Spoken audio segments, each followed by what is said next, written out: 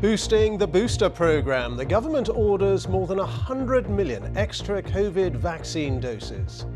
The Pfizer and Moderna vaccines will be used over the next 2 years. It comes amid concerns about the new Omicron variant. There's a new variant, there's potentially new variants in the future. We know that COVID's going to be around for a while. We have to learn to live with it, and one of the ways to learn to live with it is to make sure we've got the vaccines that we need and that they're future-proof. Well, we'll have an interview with the boss of Pfizer, who says we're likely to need annual COVID vaccinations. Also this lunchtime, the Duchess of Sussex wins her privacy battle against the publishers of the Mail on Sunday. She says it's a victory not just for her, but for anyone who's ever felt scared to stand up for what's right. The actor Alec Baldwin says he did not fire the gun that killed a cinematographer on the set of his latest film. The trigger wasn't pulled. I didn't pull the trigger. So you never pulled the trigger? No. I would never point a gun at anyone and pull a trigger at them, never. The Army are called in to help as thousands of homes in Scotland and northern England are still without power almost a week after Storm Arwen. And help at last for the seal pups who were caught up in the storm and separated from their mothers. Coming up in the sport later in the hour on the BBC News Channel, the IOC speaks to Peng Shuai for a second time, but that's unlikely to change the WTA decision to suspend all its tournaments in China.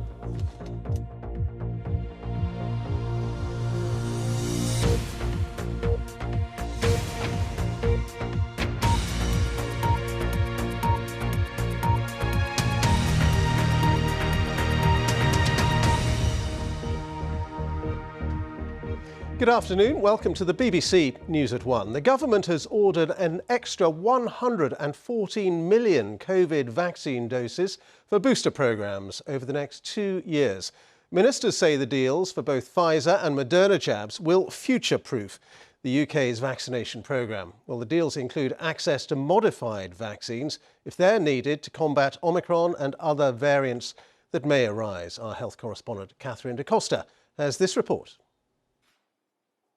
A year ago today, the UK became the first in the world to approve the Pfizer COVID vaccine. Days later, Margaret Keenan was the first person outside clinical trials to get it. Since then, 115 million jabs have been administered in the biggest vaccination effort in UK history.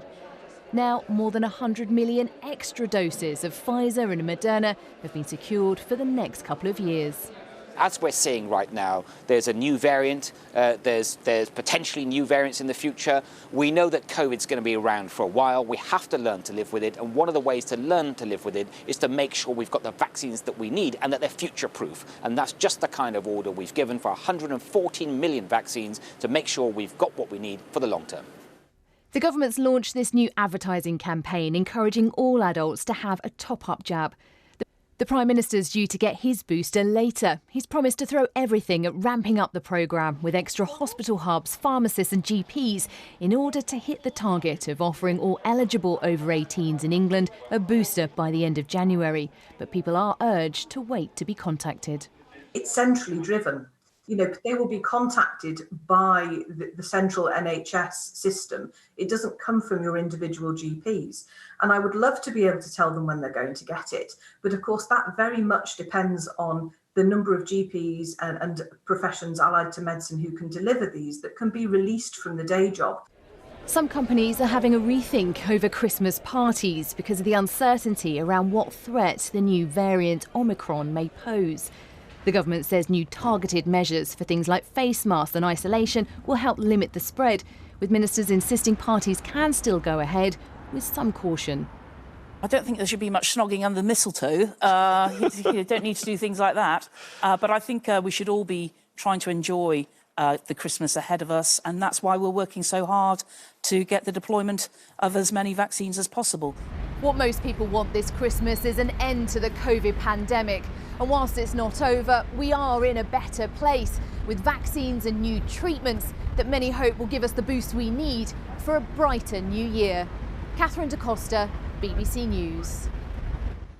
Well, the head of the pharmaceutical giant Pfizer says annual booster vaccinations against COVID will probably be needed. Pfizer is already working on a new version of its COVID jab to deal with the Omicron variant, should it be required. In a rare interview, Albert Bourla has been speaking to our medical editor, Fergus Walsh, about the crucial role of vaccines in the pandemic. By the end of the year, 3 billion doses of Pfizer-BioNTech's COVID vaccine will have been produced. 4 billion next year. Hi, Mr. Bourla. Hello, Welcome. how are you? The boss of Pfizer is in no doubt about the crucial role vaccines have played in this pandemic. I think the bottom line is millions of lives were saved. What was demonstrated was the human ingenuity and the power. Since the emergence of the Omicron variant, Pfizer, like other vaccine producers, says it could have an updated jab ready in 100 days, if it's needed. Do you predict that we're going to end up seeing 4th doses, 5th doses? If we have to make a guess, based on everything I have seen so far, I would say that likely will be needed annual revaccinations to maintain very robust and very, very high level of protection. Now, in October, the FDA, the American regulator, approved your vaccine for 5 to 11-year-olds after successful trials. Do you think immunising that age group is likely to happen in the UK and Europe? I believe it's a very good idea. I think that COVID in schools is thriving, and there are kids that will have severe symptoms. So there is no doubt in my mind that the benefits completely are in favor of doing it. How do you think anti-vax stories that appear should best be countered? They are not going to be convinced with scientific arguments. I think for those that are just afraid, the only emotion of human beings that is stronger than fear is love. So I'm using always this argument that the decision to get or not a vaccine is not going to influence only your health. It's going to affect the health of others, and particularly the health of the people you love the most. That's Albert Bourla, the head of Pfizer. Well, meanwhile, scientists believe they have found the trigger that leads to extremely rare blood clots in some people who are given the Oxford AstraZeneca vaccine. Our health correspondent Catherine Burns is here with me now. What have the researchers discovered on this? Well, let's just start with a reminder of the numbers here, because they are very, very low. In the UK, these kind of clots have been linked to 73 deaths out of nearly 50 million doses. And at the same time, worldwide, it's thought this Oxford AstraZeneca vaccine has saved about 1 million lives. Now, though, scientists think they've found the trigger that's causing these clots, and they think it's a protein in the blood known as platelet factor 4 being attracted to a key part of the vaccine. Imagine a magnet and a piece of metal. Now, they believe that very, very rarely, when this happens, it makes the immune system confused, so it sends in antibodies to pile in and attack the protein, but that can cause the clotting. The next question, obviously, is what can they do to stop it? And there is a huge amount of work still to be done answering that question. But it is really important to say that you are more likely to get these kind of clots from a COVID infection than you ever are from a vaccine. And just one more bit of positive COVID news for you here. A new treatment's been approved. It's called sotrovimab, and it's based on antibodies. So in clinical trials of high-risk adults, it cut the risk of getting severely ill or dying by almost 80%. And there are early positive signs that it will still work against the new Omicron variant. All right, Catherine, thank you very much. Catherine Burns. Labour's Deputy Leader Angela Rayner has written to the UK's most senior civil servant, calling for an investigation into a Downing Street party just before Christmas last year. Number 10 is refusing to explain how the event could have been in line with COVID restrictions at the time. The Prime Minister has insisted no COVID rules were broken, but has not denied that a party did take place. Let's get the latest on this from our political correspondent Chris Mason. And Chris, Labour keeping up the pressure on this. Yeah, they are, Ben. So this letter sent by Angela Rayner, the Deputy Leader of the Labour Party, to Simon Case, the Cabinet Secretary, in the last hour or so, asking whether he knew about these reported gatherings, first reported by the Daily Mirror in the countdown to Christmas last year, and whether he's willing to refer them to the Metropolitan Police, given the suggestion on the face of it that COVID regulations may have been broken. At the heart of all of this is the kind of simple thought that if something looks like a duck, walks like a duck and quacks, in all likelihood it is a duck. And so on that same measure, that same logic, if you look at the event that took place on the 18th of December last year for Downing Street staff, the Prime Minister himself wasn't at that particular gathering. We know that it took place in the evening, there were drinks, there were nibbles, there were games, and it finished after midnight. How is that not a party, and therefore how can it possibly be within the regulations at the time in London? London was in tier 3 at the time. You'll remember those various tiers of regulations around England. Now yesterday Downing Street would only say that the regulations had been stuck to as far as COVID was concerned. A year ago we've had the briefing for Westminster reporters again this lunchtime, and guess what? They're saying exactly the same, nothing more and nothing less than they were saying 24 hours ago. So the questions keep coming, and they'll be coming in the direction of the Prime Minister, who's in front of a camera later this afternoon. All right, Chris, thank you very much. Chris Mason reporting. The Duchess of Sussex has won the latest stage of her legal battle against the publisher of the Mail on Sunday. The Court of Appeal has rejected an attempt by Associated Newspapers to have a full trial over the question of whether it breached privacy and copyright rules by publishing parts of a letter from Meghan Markle to her father. The Duchess says the judgment is a victory not just for her, but for anyone who has ever felt scared to stand up for what is right. This report from our royal correspondent Nicholas Witchell does contain some flash photography. Once again, a very clear victory for the Duchess of Sussex in her battle, in which she's been strongly backed by her husband, against the tabloid media. At the heart of this case is the publication by the Mail on Sunday of lengthy extracts from a letter the Duchess had written to her father 3 months after her wedding. At the time, relations between Meghan and her father were difficult. Earlier this year, a judge at the High Court in London decided the breach of privacy was so clear-cut there was no need for a full trial. The Mail on Sunday's publishers appealed against that ruling. Today, 3 judges in the Court of Appeal found that the original judge's decision was correct. The judge's careful decision, mostly on factual questions, was upheld. And it was hard to see what evidence could have been adduced at trial that would have altered that situation.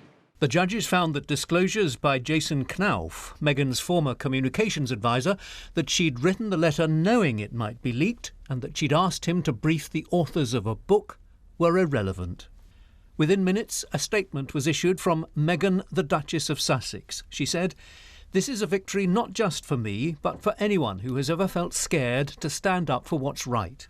While this win is precedent-setting, what matters most is that we are now collectively brave enough to reshape a tabloid industry that conditions people to be cruel and profits from the lies and pain that they create."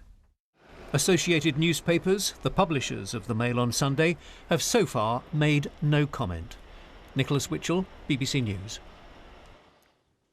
The army are being brought in to help people in Scotland in the aftermath of Storm Arwen. Across Scotland and parts of northern England, thousands of homes are still without power. Nearly a week after the storm hit. Well, in a moment we'll get the latest from Fiona Trott, who's in Cumbria. But first let's go to Ben Phillip, who's in Aberdeenshire. And Ben, we're hearing about 120 military personnel are going to be deployed. What are they going to be doing? Well, yes, Ben, Aberdeenshire Council confirmed this morning that that number is actually up to more than 130 military personnel who will be arriving here in North East Scotland following a formal request for assistance to the UK government. We're being told that they'll focus on door-to-door welfare checks in more remote communities, particularly for vulnerable residents of the community. In fact, just a short time ago we saw a minibus of soldiers depart from here in the Aberdeenshire Aberdeenshire village of Aboyne. Of course, some residents in this region have now been without power for 6 nights, which is obviously less than ideal given the amount of snow that we've had here overnight. We're being told that personnel will be deployed to 11 locations across the region. That includes to Afford, Huntly, Fraserburgh and Stonehaven. The latest update from energy provider SSEN says that more than 3,000 customers are still without power, and that's mainly in more rural areas, and Aberdeenshire is the worst affected. But engineers, as you can imagine, are continuing to try and restore supplies following damage caused by Storm Arwen last Friday, which is being described as a once-in-a-generation event. Ben, thank you. That's the picture in Scotland. Let's see what's going on in Cumbria right now with Fiona Trott. Fiona, what's the latest there? Well, around 2,007 properties are still without power here, most of them in the south of the county. And Electricity North West have set themselves quite an ambition. They want to get everybody back on the grid by tomorrow. They've got engineers from all over the country helping with this. They've come from the southwest. Some of them have got ferries over from the Isle of Man. And it's a massive task. Take a look at these pictures from the A66 on the Cumbria-Durham border earlier today. You can see helicopters out assessing the pylon damage there. There is no phone signal for people living in that area at the moment. People are in need. A lot of them can't simply move and go into a hotel. You can see that this is a very rural area, a lot of them on farms. They can't leave those. Some people are very vulnerable, and that's why people at this fire and ambulance station here in Ulverston are helping them. They've set up a hub. They are in touch with around 600 people in this sort of South Cumbria area at the moment. A lot of them knocking on doors, checking that they have everything that they need. And that work is important because more wintry weather is set to arrive here in the next few days, making these cold and sometimes freezing conditions even worse for people who are enduring this at the moment and have no electricity. Ben. OK, Fiona, thank you very much. Fiona Trott there for us in Cumbria, and also thanks to Ben Phillip in Aberdeenshire. The charity National Energy Action has estimated that the typical gas bill for those on standard tariffs will have doubled in 18 months when prices rise in April. The charity, which campaigns for warm, dry homes, says higher bills will add to the financial pressure already weighing on those with low incomes. Energy suppliers say there is support available for those struggling with their bills. Here's our personal finance correspondent, Kevin Peachy.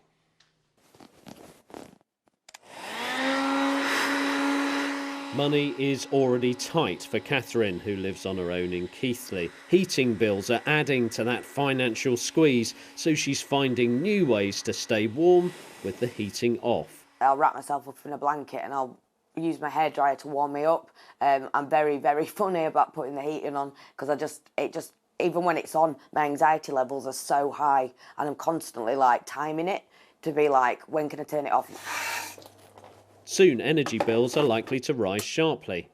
Under the industry regulator Ofgem's price cap, a typical annual dual fuel bill was just over £1,000 last winter. That has since risen, reaching £1,227 this winter as wholesale prices have gone up. They've stayed high, so National Energy Action predicts the cap and annual household bills will go up by £550 in April, within which gas prices would have doubled compared with last year. People will dread the winter more than any other time. They'll hope for some respite when it comes to April, but sadly, that's the time when the prices will start rising again. So there's some hope when the cold weather goes, but there's no hope when it comes to how the impact of wholesale price rises are going to have on budgets that are too stretched. More than 20 suppliers have collapsed during the energy crisis, with some blaming the time delay of the cap.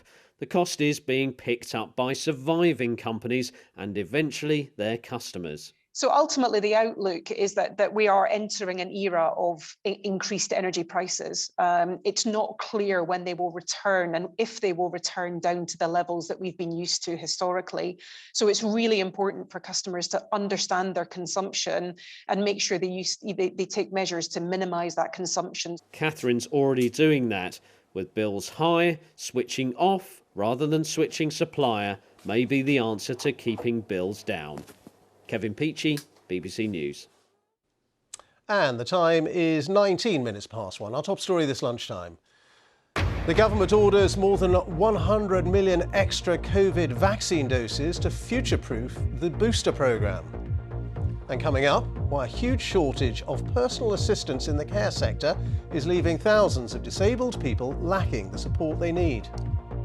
Coming up in sport in the next 15 minutes on the BBC News channel, with less than a week to go before the start of the Ashes, Ben Stokes makes his return to the England side and takes 2 wickets.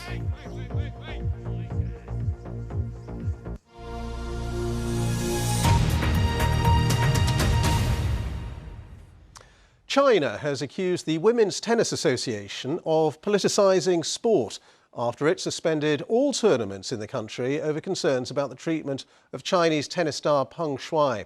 The 35-year-old disappeared last month after accusing a former senior government official of sexual assault. Well, although she has since reappeared, the head of the WTA says he has serious doubts that Peng Shuai is free. Our sports correspondent Joe Wilson reports. How it began. Peng Shuai wrote on social media accusing a senior Chinese politician of sexual assault. The post was taken down and she disappeared from public view. Subsequently, a number of videos of her have been released by Chinese state media. But with concerns that Peng Shuai was filmed under duress, the governing body of women's tennis remains deeply concerned about her safety. So the WTA for now is withdrawing from China. We're not going to walk away from this, and we're not going to allow this to be swept away without the appropriate respect and seriousness of the allegations that have been reflected are appropriately addressed. Chinese tournaments are very lucrative. There's a streaming deal reportedly worth $120 million. But the founder of the WTA, Billie Jean King, says she applauds the leadership for taking a strong stand on defending human rights in China and around the world. Men's tennis hasn't yet followed suit, although Novak Djokovic voiced support. I think it's a very bold, very courageous stance from WTA. I support it. I think it's important that we support each other. With the Winter Olympics on the way in Beijing, the International Olympic Committee today defended its conciliatory approach in the Peng Shuai case, saying, "We share the same concern as many other people and organisations about the well-being and safety of Peng Shuai. That's why just yesterday an IOC team held another video call with her. We have taken a very human and person-centred approach to her situation," reads their statement. "We are using quiet diplomacy." And in China, this response from a foreign ministry spokesperson, a general answer to a specific question about the case. China has always firmly opposed the politicization of sports, he says. Peng Shuai is one sportsperson, the WTA one governing body. But the relationship between expansion and politics, between money and principle, is at the centre of global sport. Joe Wilson, BBC News. The family of a young mother who died after lying undiscovered in a crashed car for days will receive more than £1 million in damages from Police Scotland. 25-year-old Amara Bell and her partner, 28-year-old John Yule, died after their car went off the M9 motorway near Stirling in 2015. A passerby called the police, but the force took 3 days to respond, by which time Mr Yule was dead and Amara Bell died 4 days later in hospital. The actor Alec Baldwin has insisted he did not pull the trigger of the gun that killed a cinematographer on a film set in New Mexico. Speaking in his first full interview since the death of Helena Hutchins in October, he said the incident still does not seem real. David Willis sent this report. It's 6 weeks since Helena Hutchins was fatally shot on the set of Alec Baldwin's Western movie Rust. We've had 2 people accidentally shot on a movie set by a prop gun. But as the weeks have gone by, the circumstances surrounding the cinematographer's death have become increasingly complicated. A statement released by local detectives only hours after the shooting referred to a firearm discharged by Alec Baldwin. But now the actor himself is giving his version of events. The trigger wasn't pulled. I didn't pull the trigger. So you never pulled the trigger? No. I would never point a gun at anyone and pull a trigger at them, never. What did you think happened? How did a real bullet get on that set? I have no idea. Someone put a live bullet in a gun, a bullet that wasn't even supposed to be on the property. Police retrieved hundreds of rounds of ammunition from the film set, including, it's thought, other live rounds. They've been investigating reports of dissatisfaction on the part of crew members who staged a walkout the day before the fatal shooting. And claims by the woman in charge of firearms safety, Hannah Gutierrez-Reed, whose lawyers have said the gun could have been sabotaged. 6 weeks on from the tragedy in this remote part of northern New Mexico, and the investigation appears to be growing more complex by the day. David Willis, BBC News, Los Angeles. Here, pressures in the social care system are leaving thousands of disabled people struggling to recruit personal assistants who help them to live independently. PAs can help out with day-to-day tasks. But with more than 100,000 vacancies in the sector, many people with disabilities are finding it difficult to get the support that they need. Our Disability Affairs correspondent, Nikki Fox, has this report. Hello, guys. Hello. Sam and Alex study media at college and are both working towards a career in TV. We have like a global act, we can bounce off each other and finish each other's sentences. The 16-year-old twins have spinal muscular atrophy, and for them to be as independent as everyone else, they need a team of personal assistants, or PAs. We've only got one at the minute. We've had a struggle with getting carers. So I think we're still putting out advertisements for getting someone. I mean, if you just put our faces on the advertisement, yeah, that will help. Yeah. Hello, look at us. Aren't we gorgeous? One can get us dressed every morning. Ring here. There you go. I'll just put it there. Look. The twins' mum Sarah has a budget from the council and uses it to directly employ PAs to support her boys for 50 hours a week. But at the moment, she can only find someone who does 15 hours, leaving her to do the rest. Being on my own with them the majority of the time, it is difficult, it is hard work. I'm literally running out of ideas of where to get some help. What has the response been like from all your effort? It's been very, very limited. And the family aren't alone. With 100,000 vacancies in the care sector, disabled people are finding it almost impossible to recruit. You got it? Yeah. A shortage of workers from abroad, the pandemic and vaccine hesitancy have all played a part. I've heard some really bad stories, people terrified that they're going to lose their jobs. And I've even heard people contemplating suicide because they can't face the thought of going back to just literally existing. Katie runs a recruitment website to help find PAs. She believes the wages disabled people are able to offer, a figure often set by the local authority, is also a problem. Everyone that gets a care budget has no control over how much they get to pay a PA. And in particular, I've noticed a massive rise in wage requests from British nationals. It needs to be looked at, increasing people's care funding so that they can employ the PA and support that they need. The government says it's the local authority's responsibility to play a key role in supporting disabled people recruit and retain staff in their area, and it's investing an additional £5.4 billion into social care. We always wanted to be in TV as a comedy duo. For Sam and Alex, they want their future career success to be determined on whether they're good enough to make it, not on whether they have someone to help them get up and ready for work in the morning. Nikki Fox, BBC News. Now then, we heard a little bit earlier about the continuing effects of Storm Arwen on communities across the country. But when the storm hit, there was also an impact on wildlife across the British Isles. Hundreds of seals were killed when Arwen lashed the coastline. But as Alex Dunlop now reports, a handful of seal pups at Norfolk's East Winch Wildlife Centre are now getting the help that they need. Not the most elegant way to have breakfast, but a sort of fish soup in a syringe is keeping these grey seal pups alive. For the next 5 months, the RSPCA team here at East Winch will be foster parents to these 6 orphans of Storm Arwen.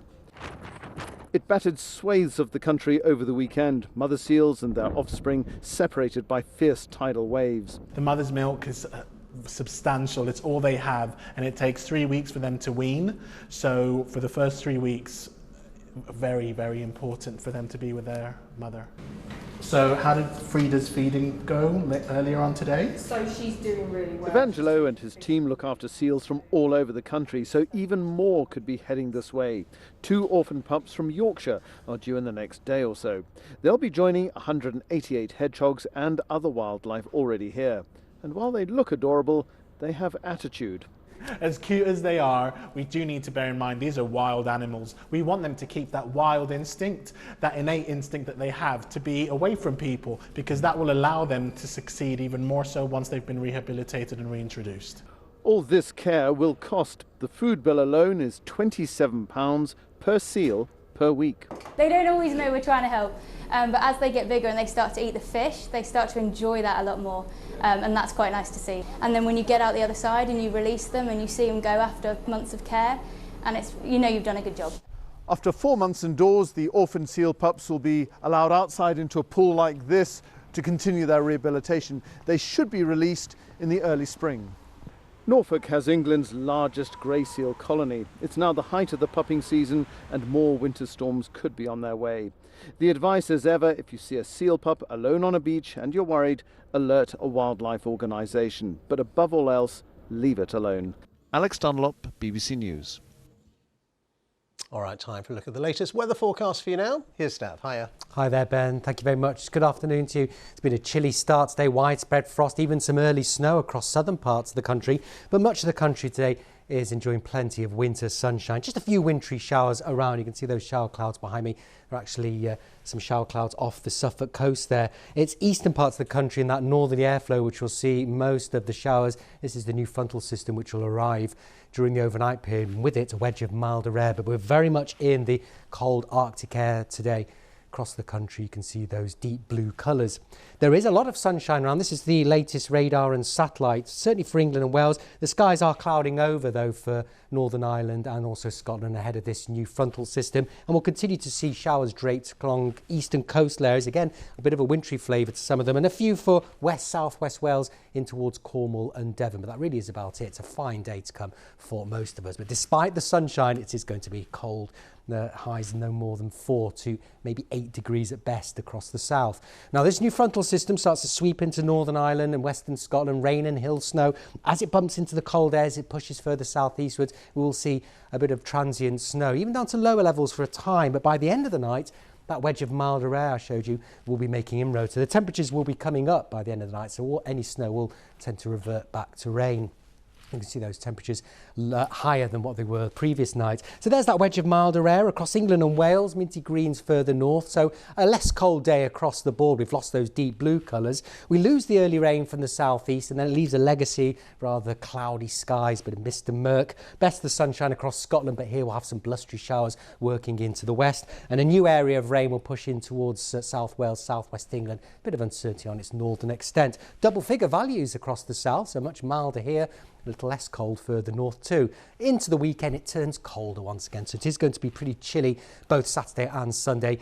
And there'll be a lot of sunshine around, but still a few showers around. Saturday, probably the showery day of the weekend. We lose the early rain from the southeast again, and then it's sunshine and showers. Most of these showers across northern and western coast, a few of them working their way inland. And again, there will be some wintry flavour to them, particularly over the higher ground. Lots of sunshine around, but it is going to be a chilly day.